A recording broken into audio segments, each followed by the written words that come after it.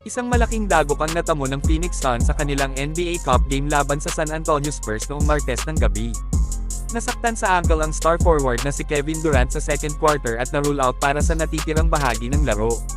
Nangyari ang injury habang si Durant ay nagdadrive patungo sa basket, sinusubukang mag-score.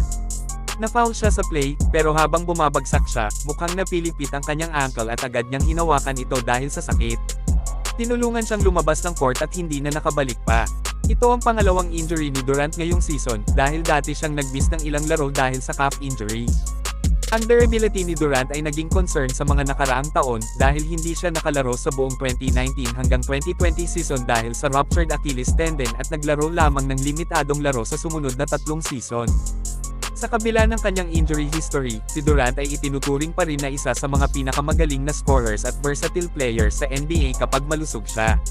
Nag-a-average siya ng 26.8 points, 6.9 rebounds, 3.2 assists, at 1.6 blocks per game ngayong season habang nagsushoot ng 53.2% mula sa field at 43.4% mula sa 3-point range.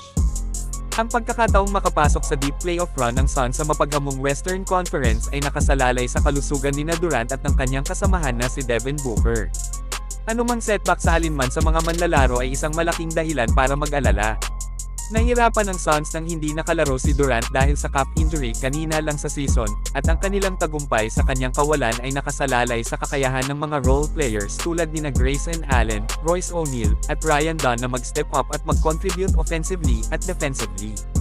Hindi pa alam ang severity ng ankle injury ni Durant, at abang na abang ang Suns sa mga updates tungkol sa kanyang kalagayan sa mga susunod na araw. Kung ma-miss niya ang ilang laro, malaki ang epekto nito sa kanilang season at sa kanilang pangarap na maging champion. Ang injury na ito ay isang paalala ng kahalagahan ng kalusugan at durability ng mga manlalaro sa NBA.